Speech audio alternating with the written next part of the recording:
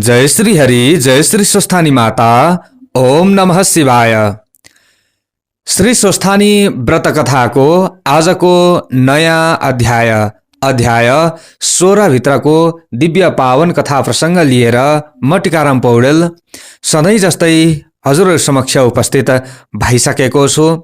विक्रम सम्वत 2081 सालको श्री स्वस्थानी पर्वको यो पावन समयमा हजुरहरूले कहाँबाट कुन ठाउँबाट श्री स्वस्थानी व्रत कथालाई श्रवण गर्दै हुनुहुन्छ, कस्तो लाग्दैछ, आफूले प्रतिक्रिया कमेन्ट बक्समा लेखिदिन नभुल्नुहोला। धेरै प्रश्न हजुरहरूले सोधिराख्नु भएको छ, त्यसमध्येमा एउटा प्रश्न आजको मैले लिएको छु।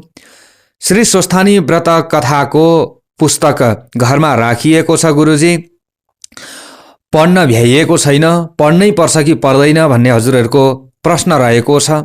हजुरहरूले पढ्न भ्याउनु भएन भने पनि नित्य श्रद्धा भक्ति विश्वासका साथमा श्रवण गर्नुहोला। श्री स्वस्थानी व्रतको पुस्तक हजुरहरूले राख्नु भएको छ घरमा, दैनिक एउटा पुष्प पुस्तकमा राखेर ढोग्नुहोला।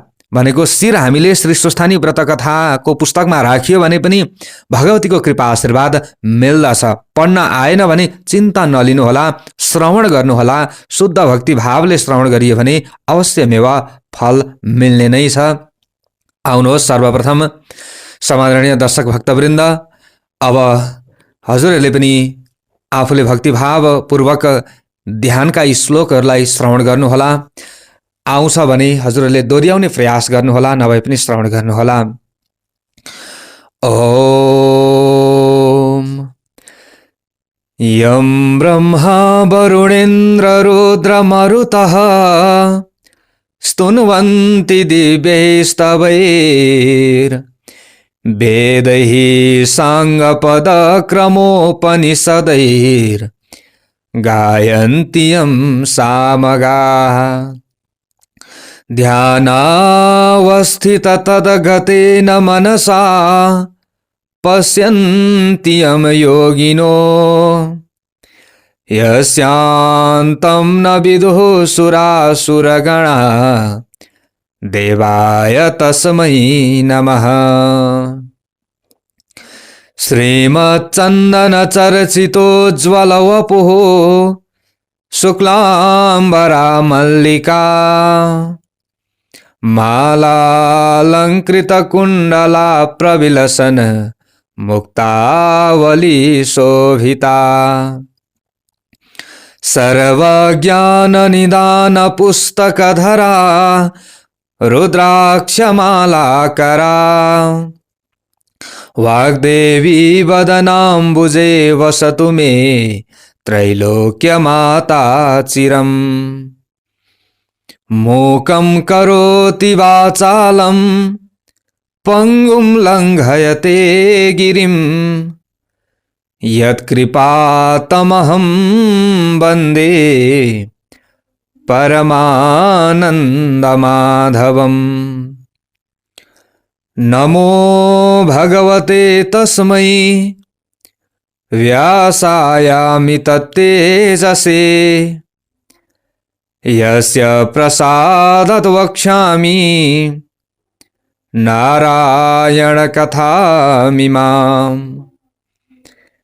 नारायणं नमस्कृत्य नरं चैव नरोत्तमं देवीं सरस्वतीं व्यासं ततो जयमुदीरयेत्। ओम श्री स्वस्थानी परमेश्वर्यै नमः।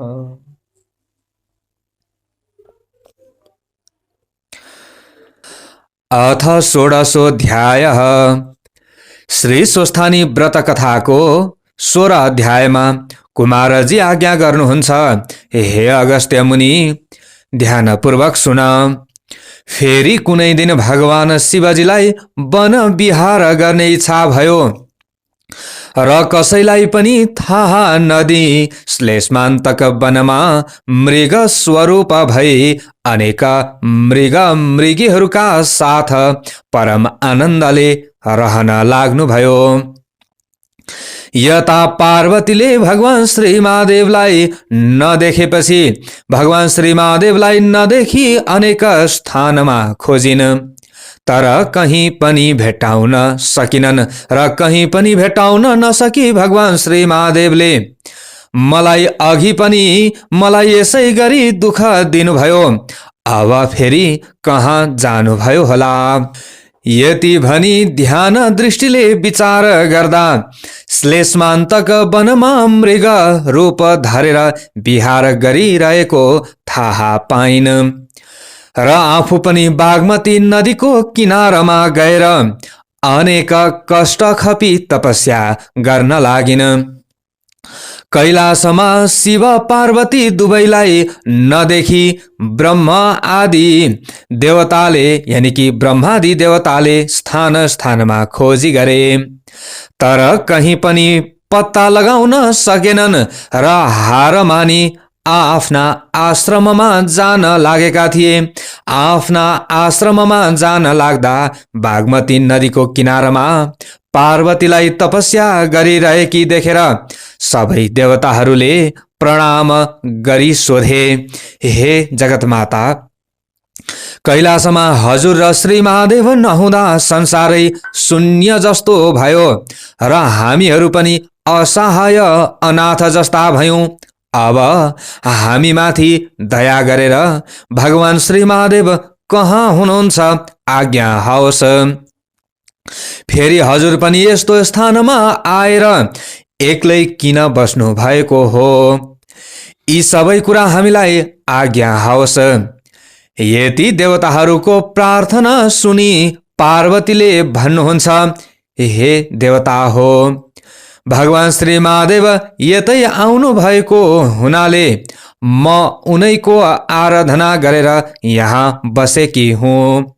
श्लेषमान्तक वनको नैऋत्य कोणमा एउटा जङ्गल र सरोवर छ। भगवान श्री महादेव त्यही मृग स्वरूप भएर वन विहार गर्दै हुनुहुन्छ।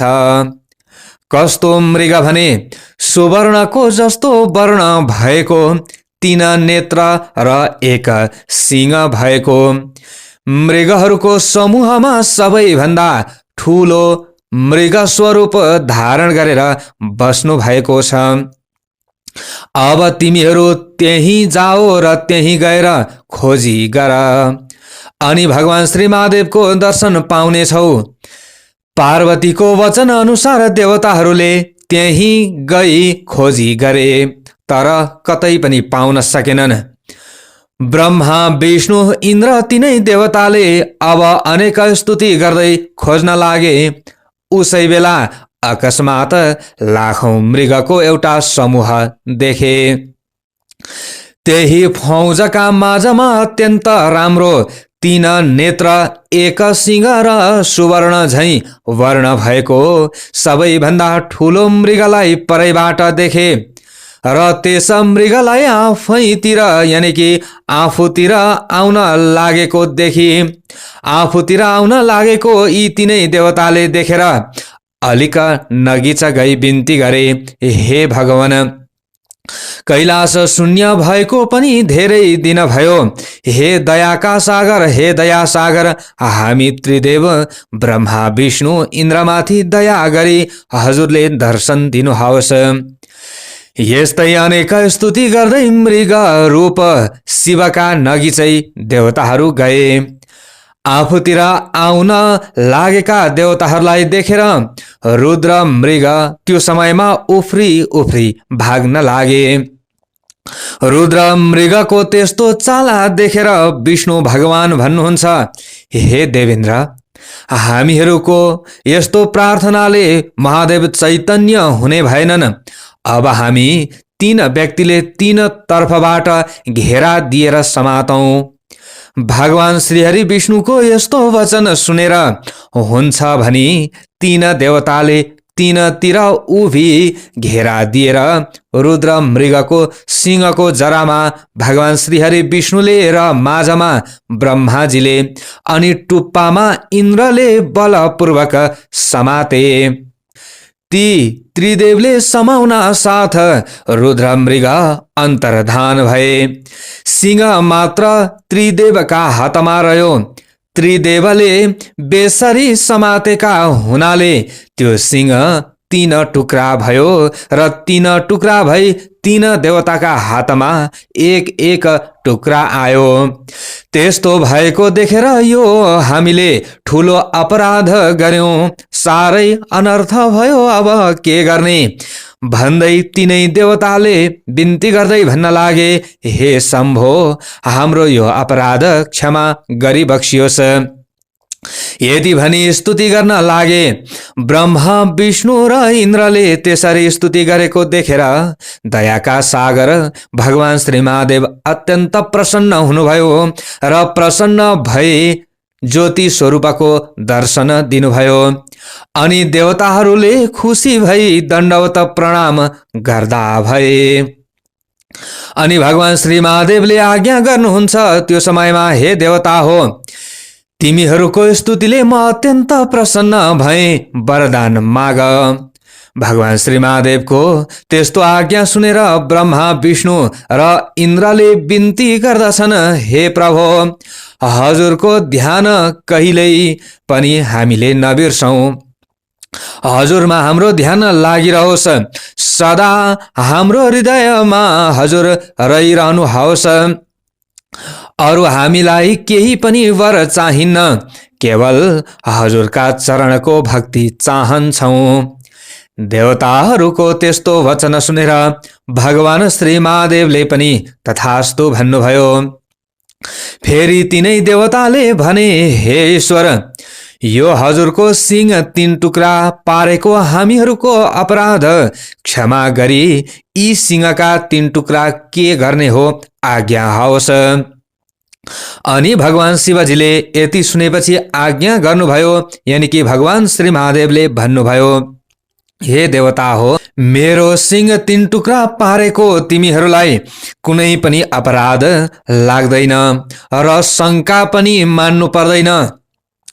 बरु इन्द्रका हातको इन्द्रलोकमा अनि ब्रह्माका हातको मर्त्य मण्डल नेपालको गोकर्ण भन्ने स्थानमा र श्रीहरि विष्णुका हातको पातलमा लगेर, यानी कि पातालमा लगेर स्थापना गर्नु। यति भगवान श्री महादेवको यानी कि शिवजीको आज्ञा सुनि ब्रह्मा विष्णु र इन्द्र तिनै देवताले दण्डवत प्रणाम गरी विदा भएर उपरोक्त तिनै स्थानमा लगी सिंह स्थापना गरेर आफ्ना आश्रममा गए। अनि भगवान श्री महादेव पनि सरासर गएर तपस्या गरिरहेकी पार्वतीलाई काखमा लिनुभयो र काखमा लिई त्यहाँबाट अन्तर्धान भएर कैलाश पर्वतमा पुगी नन्दी भृङ्गी चतुष्षष्ठी योगिनी भूत प्रेत पिशाच प्रमथ गण सहित भई परम आनन्द साथमा रहन लाग्नुभयो, यानी कि रहनुभयो। हे मुने, त्यसपछि नैऋत्य कोणको लङ्कापुरीबाट 10 शिर रावण नित्य गोकर्णमा आएर भगवान श्री महादेवका चरणमा दण्डवत गरी नाच गान गरी तपस्या गरेर जान्थ्यो। त्यही क्रमले निकै दिन बितेपछि एक दिन भगवान शिवजीले विष भाङ धतुरो खाई अचेत भइरहेको बेलामा रावण आयो र रावण आएर दण्डवत गर्यो। रावणले दण्डवत गरी नाच गान र मृदङ्ग बजाई स्तुति गर्न लाग्यो र दिगम्बर भगवान श्री महादेव पनि अत्यन्त प्रसन्न हुनुभयो र अनि भन्नुभयो, हे रावण, तेरो तपस्या र सेवाले म प्रसन्न भएँ, वरदान माग। जे मागे पनि दिन्छु, मेरो निम्ति संसारमा अदेय केही पनि छैन। भगवान श्री महादेवको यस्तो वचन सुनि रावणले भन्दछ, हे ईश्वर, हजुरको कृपाले मसँग सबै वस्तु छ, मलाई केही पनि चाहिन्न। रावणको त्यस्तो कुरा सुनि भगवान श्री महादेवले फेरि आज्ञा भयो, हे रावण, केही एक थोक नमागी सुख पाउनस लौ माग। भगवान शिवको त्यस्तो इच्छा बुझी रावणले मनमा विचार गर्यो, अब मैले माग्ने कुरा के छ र माग्ने। भगवान श्री महादेवका काखमा बसेकी सकल लक्षणले युक्त पार्वती नै माग्दछु। यस्तो निश्चय गर्यो र यस्तो निश्चय गरेर बिन्ती चढायो, हे प्रभु मलाई अरू केही पनि चाहिन्न, केवल एउटी पार्वती बक्सनुहोस्। यति भन्यो र भगवान श्री महादेवले पनि लौ लैजा भनेर पार्वती जिम्मा लगाइदिनु भयो। रावणले पनि जगतमाता पार्वतीलाई पीठमा बोक्यो र पीठमा बोकेर भगवान शिवजीसँग बिदा मागी त्यहाँबाट हिँड्यो। यो सबै कुरा वैकुण्ठनाथ भगवान श्रीहरि विष्णुले थाहा पाउनुभयो र थाहा पाई यो त अनर्थ हुन आँट्यो भन्दै तत्काल हावा भन्दा पनि शीघ्र गतिले मोहिनीको रूप धारण गर्नुभयो र मोहिनीको रूप धारण गरी रावण कहाँ पुग्नुभयो। अनि रावण कहाँ पुगेर भन्नुभयो, हे महाशय तिमी को हौ, कहाँबाट आइरहेका छौ, पीठमा बोकेकी यी सुन्दरी को हुन्, किन बोकेर ल्यायौ र कहाँ लैजाने विचार छ। अनि रावणले कुरा सुनेर भन्यो, हे सुन्दरी लङ्कापुरीको राजा रावण भनेको मै हुँ। मेरो तपस्याले प्रसन्न भई भगवान श्री महादेवले मलाई आफ्नी स्त्री पार्वती दिनुभयो र यी तीनै पार्वती हुन्। म यिनलाई बोकेर लङ्कापुरी जाँदैछु। यति रावणको कुरा सुनि मोहिनीले भन्न लागिन, हे वीर रावण के तिमीलाई लाज लाग्दैन, के ती पार्वती हुन्। तिमीलाई छलेर भगवान श्री महादेवले मायाद्वारा रचेकी यी स्त्री दिएछन्। तिमी जस्ता राजा र वीर व्यक्तिले यस्ती स्त्री पीठमा बोकेर हिँडेको कसैले देखे भने के भन्लान्। यी पार्वती होइनन्, तिमीलाई भगवान श्री महादेवले झुक्याएछन्। बरु पार्वती लैजाने इच्छा भए म तिमीलाई पार्वती पाइने स्थान बताइदिन्छु, सुन। भगवान श्री महादेवले आसन गरी राखेको बाघको छालाभित्र साँच्चीकी पार्वती लुकाई राखेका छन्, त्यही मागेर लैजाऊ। यति भनी अनेक हाउभाउ कटाक्षले छोपी मोहिनी रूप विष्णुले कुरा गर्दा रावणको चित्त बुझ्यो र पार्वतीलाई त्यही छाडेर आफू फेरि कैलाशमा पुग्यो। यता भगवान श्रीहरि विष्णुले पार्वतीलाई वैकुण्ठ लगी पूजा र सत्कार गरेर राखे। उता भगवान श्री महादेव कुचेष्टा भइराखेकै थिए। त्यसै बेला रावण पुगेर बिन्ती गर्यो, हे ईश्वर हजुरले मलाई छलेर पार्वती भनी मायाले एउटी स्त्री बनाइदिनु भएछ। त्यो कुरा थाहा पाई मैले बाटैमा फालेर आएँ। दिने इच्छा भए हजुरले आसन गरी राखेको बाघको छाला भित्रकी पार्वती दिनुहोस्। रावणले यति भनेको सुनि भगवान श्री महादेवले ध्यान दृष्टिले हेर्नुभयो र ध्यान दृष्टिले विचार गर्दा पार्वतीलाई भगवान श्रीहरि विष्णुले लगेछन् भन्ने थाहा पाई मायाले एउटी स्त्री उत्पन्न गर्नुभयो र एउटी स्त्री उत्पन्न गरेर आसन गरी राखेको बाघको छालाभित्रबाट झिकेर लौ लैजा भनी दिनुभयो। रावण पनि अत्यन्त प्रसन्न भयो र प्रसन्न भएर माया रचित स्त्रीलाई पीठमा बोकी लङ्कापुरी लिएर गयो।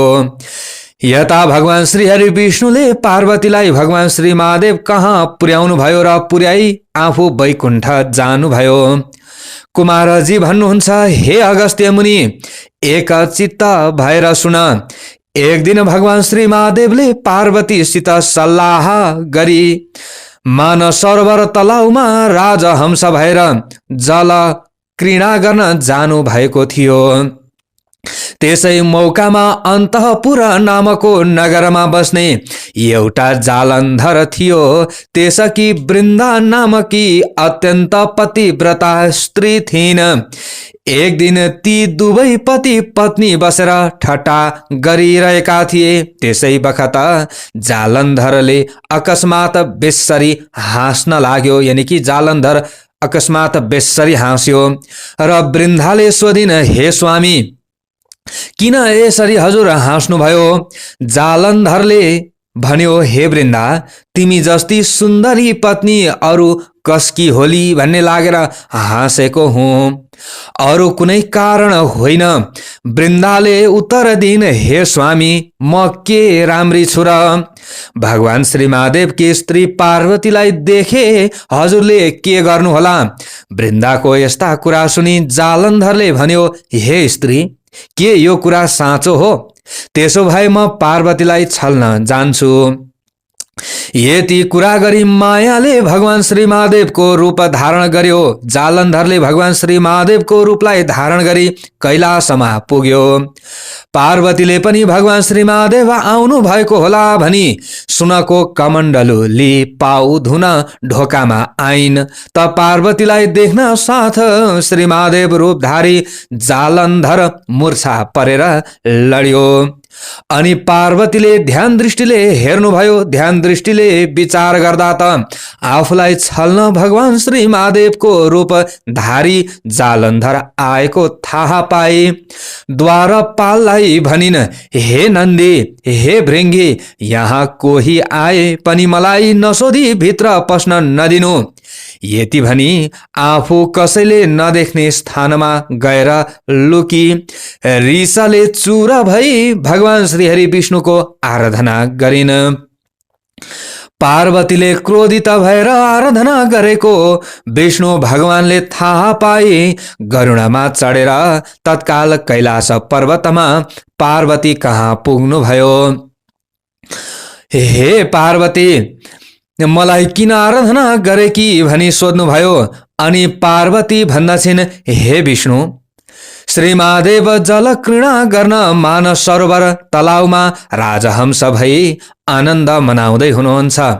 यही मौकामा मलाई छल्न महादेवको रूप धारण गरी पापिष्ट जालन्धर आयो र मैले थाहा नपाई भगवान श्री महादेव नै पाल्नु भयो होला भनी पाउ धुन बाहिर ढोकामा जाँदा त मलाई देख्न साथ मूर्छा परी भूमिमा ढलेको देख्दा भगवान श्री महादेव भए मलाई देख्न साथ मूर्छित हुनु पर्दैन थियो। यो कुन पापी मलाई छल्न आयो होला भनी ध्यान दृष्टिले विचार गर्दा जालन्धर पो रहेछ भन्ने जानी द्वारपाललाई यहाँ कोही आए पनि भित्र नपठाउनु भन्ने आदेश दिएर म यहाँ आई तपाईको आराधना गरेकी हुँ। अब जे गर्नुपर्ने हो तत्काल गर्नुहोस्। यति पार्वतीको वचन सुनि विष्णु भगवानले भन्नुहुन्छ, हे पार्वती माता, पापिष्ट जालन्धरले तपाईलाई दगा गर्न माया रूप धारण गरेर आएपछि अब म पनि गएर त्यसकी पतिव्रता स्त्री वृन्दाको सत्य डगाएर आउँछु। यसमा कुनै पनि शंका छैन। म पहिले मानस सरोवर जान्छु र मानस सरोवर गएर भगवान श्री महादेवलाई यहाँ हजुर भएको ठाउँमा पठाइदिन्छु। यति भनेर पार्वतीसित विदा भई ठुलो बेगले भगवान श्री हरि विष्णु मानस सरोवरतिर जाँदा भए। इति श्री स्कंद पुराणे केदारखण्डे माघ महात्म्ये कुमार अगस्त्य संवादे श्री स्वस्थानी परमेश्वर्या व्रतकथायां विष्णु मानस सरोवर गमनम नाम षोडशोऽध्यायः। अब अन्तिमको पुष्पाञ्जलि श्रवण गर्नुहोला।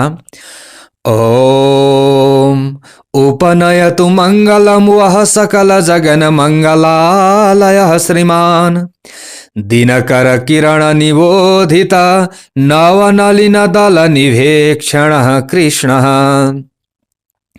काले वर्षतु पर्जन्यः पृथिवी सस्यशालिनी देशोऽयं क्षोभरहितो ब्राह्मणाः सन्तु निर्भयाः।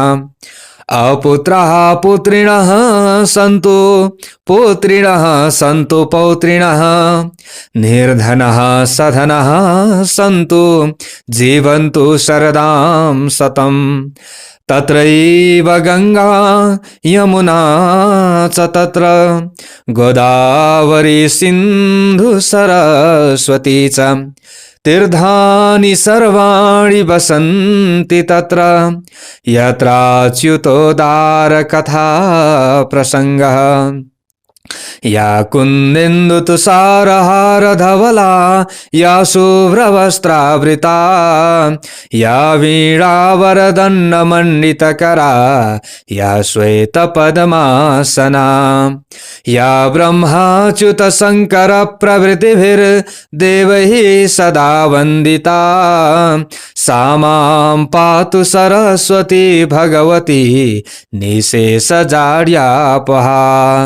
कायेन वाचा मनसेन्द्रियैर्वा बुद्ध्यात्मना वा प्रकृति स्वभावात् करोमि यद्यत् सकलं परस्मै नारायणायेति समर्पये तत्। ओम श्री स्वस्थानी परमेश्वर्यै नमः।